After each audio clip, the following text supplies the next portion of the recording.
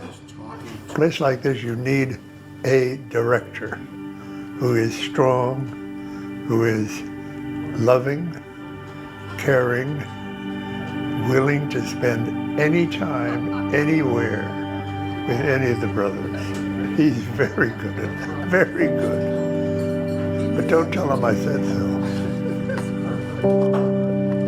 Come and visit these brothers and you will see it's not a group of men sitting and whining about, I take this pill and I have this ache and pain. I don't hear any of that, which I find is miraculous in and of itself. They come outside of themselves for their brothers. And boy, that comes only from a life, I think, of having been content and grace-filled for the most part.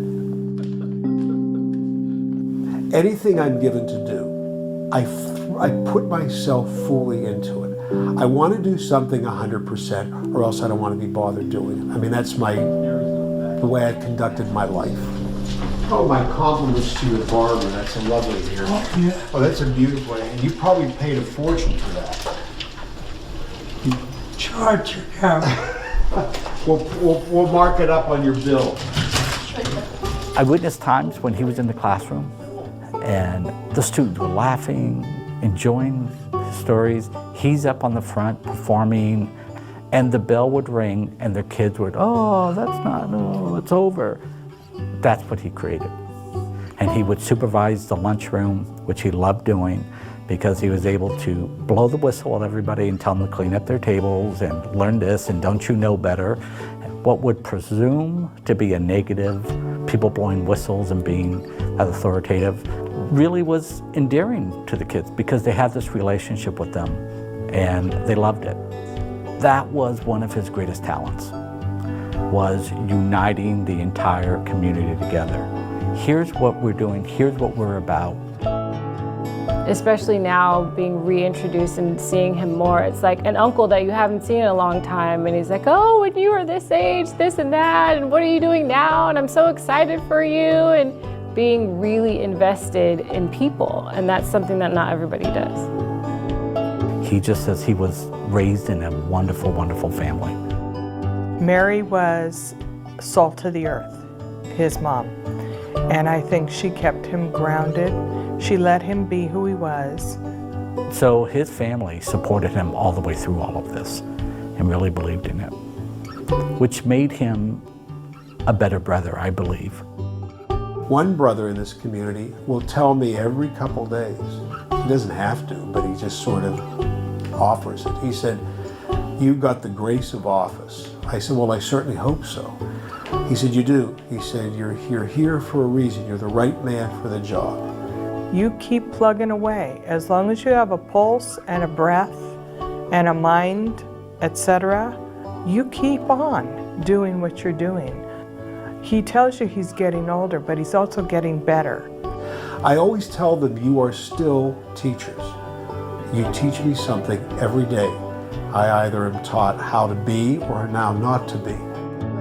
For as long as I can remember, the prayer that I use that underlies the prayers that I say is, you've given me talents, you've given me gifts as you've given everybody. So God, what will you have me to do with these?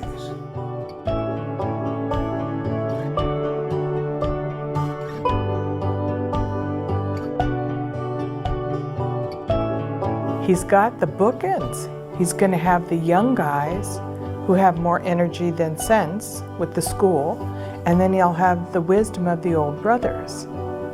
Everybody just gets that really good feeling and smile to their face when they think of who he is and what he leaves behind him. We'll miss him. He's not locally around us, but his presence is always here. The influence and what he has done as a brother and just him as Kenneth is life-changing to people.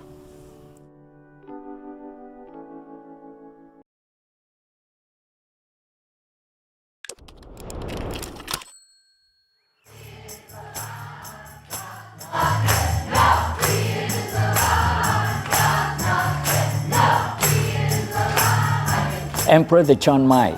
I came from Vietnam in 1986. came to America and start my new life.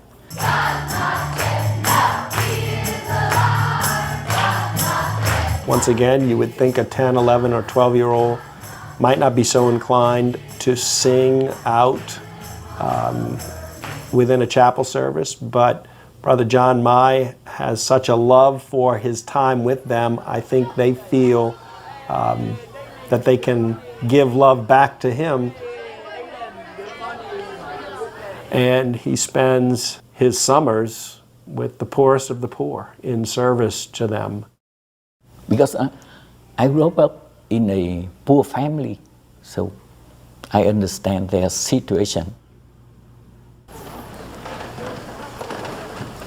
My family escaped from North to South Vietnam. That time I just 5 years old. When I was 7 years old, I started to study at the St. Joseph Elementary School of the Christian Brothers in my hometown. So the rope attracted me, and the brothers' life attract me, because I see brothers teaching well and always be happy. My father told me that we cannot afford to pay for you to study to become a brother. If you want to become a priest, I take you to seminary, let you study to become a priest right away. You know, at that time, American troop came to Vietnam. He brought cocaine to Vietnam, and the young Vietnamese people was affected. So I think a lot. How can I change the society? So I see only one occupation, that's education, that can change the world. That's why I told my father I really want to become a brother. In 1971, I became a brother in Vietnam. 1974, I started to teach in Christian Brothers High School. Just 1 year, 1975, we lost our country.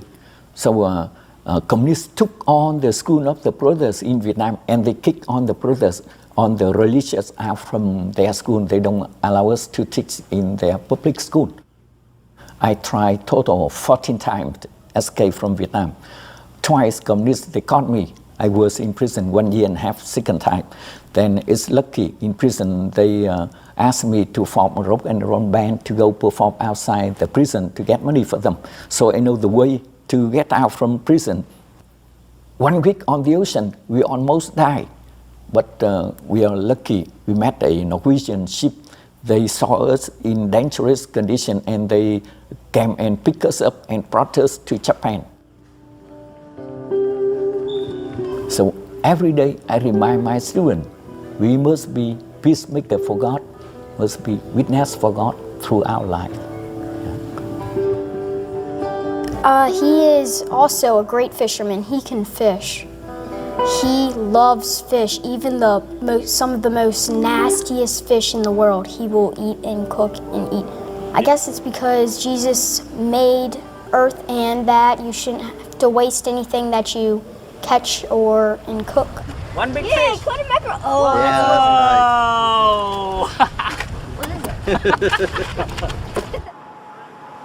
So now I have freedom. I really want to come back to help my people. The charism of the brothers also educate the children, also helping the poor. That's in our charism. So I really want to do it.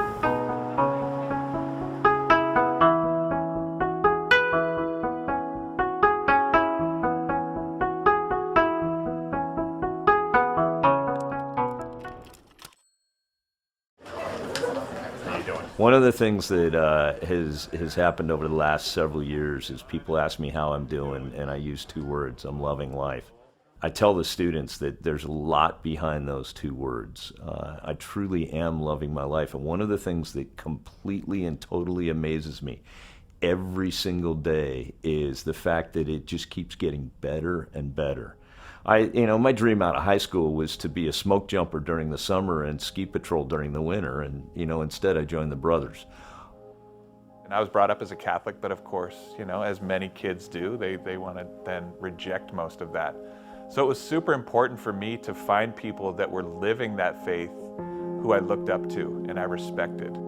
My background is that I supervise student teachers.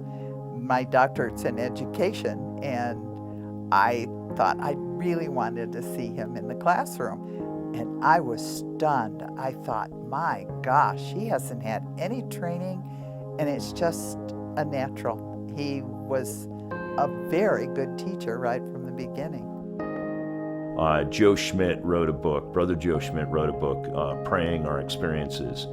And for me, finding that book and finding his methods for, reflecting on the daily experiences and the fact that, your whole day is prayer became extremely important. And it's continued to be important in my life.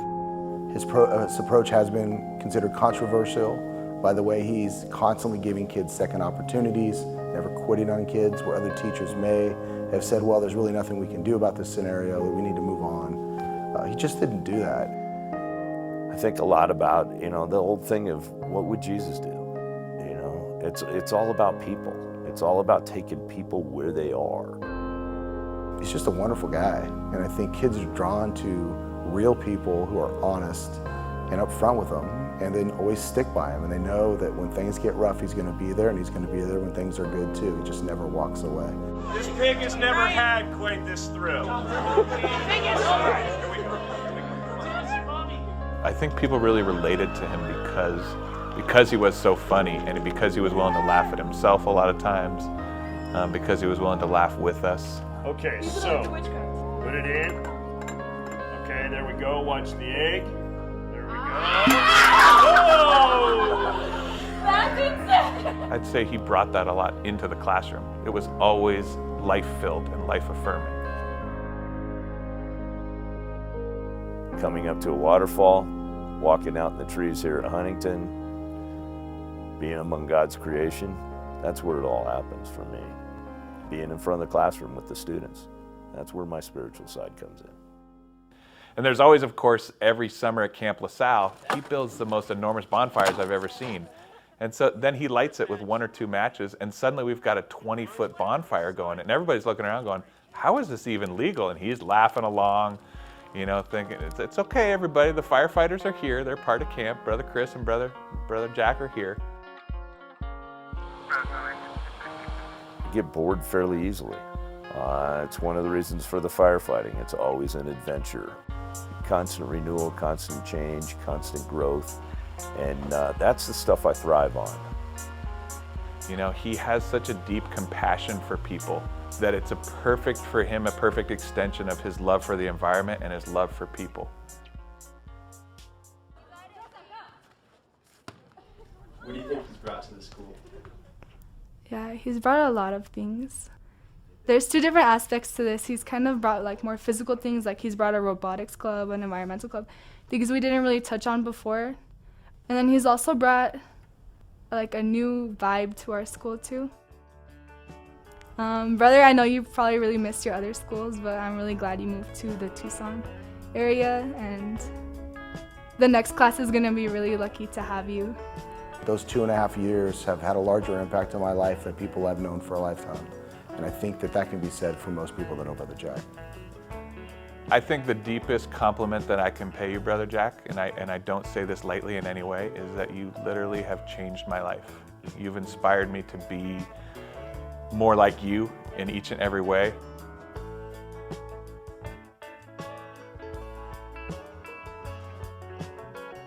Any message to people who are considering possibly looking at being a brother? You got nothing to lose by trying it out.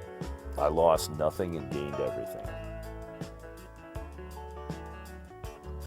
How's that?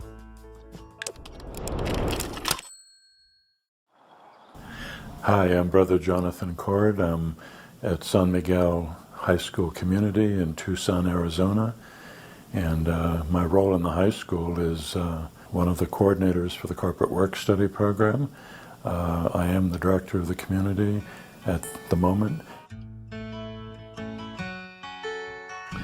I think in a way my heart is still in the Northwest. I really, really liked Portland as a place. I liked the school, and the whole Northwest was very appealing to me. And so initially coming to Tucson, was quite I like to say it was a climate shock more than anything else.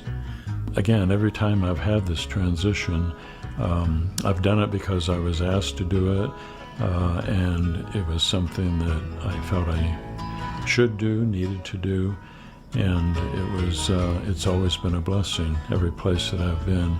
And, obviously the hand of God, the providence of God, and that is very real for me. So I've worked with Brother Jonathan for 5 years now. He's the office manager for the corporate work study program, but he's really the heart and soul of our program, I would say, of our department.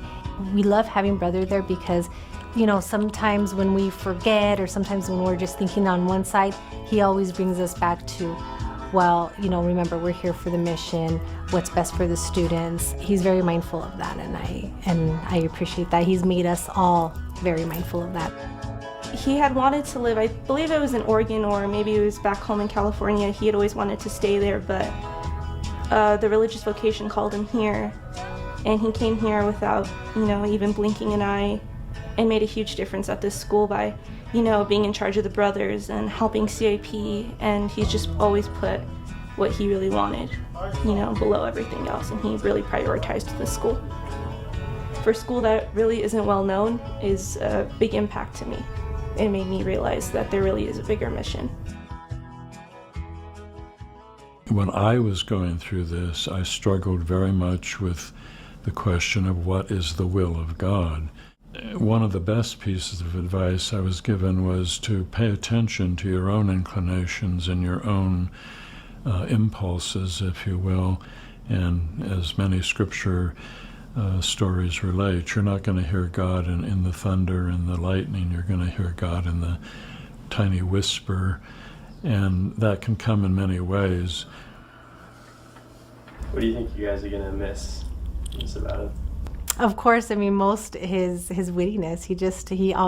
He's so entertaining, and he brings something really unexplainable to the team. He brings a sense of calming, a sense of spirit, and that sense of wisdom. Because even though he's hidden away at CIP desks all the time, he's a really big part of the school.